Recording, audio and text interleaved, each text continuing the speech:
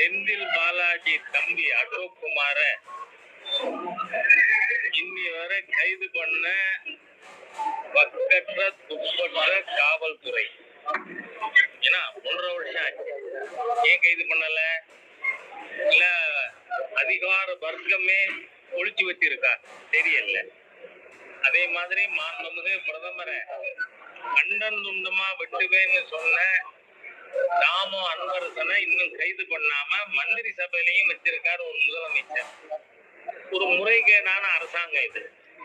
ஆனா நீங்க பாத்தீங்கன்னா மீசிய முறுக்கிக்கிட்டு நாள் பூரா தேடுல தேடி கஸ்தூரிய கைது பண்ணிட்டாங்களாம். பெரிய பகாதூரி பராக்கிரமம் காட்டியிருக்கு தமிழ்நாடு போலீஸ். ஆனா தமிழக காவல்துறை தமிழக அரசாங்கம் எவ்வளவு மோசமா வேணாலும் நடந்துக்கும். ஒரு பெண்மணியை கைது பண்ணியிருக்கீங்க. அது I leave it to court.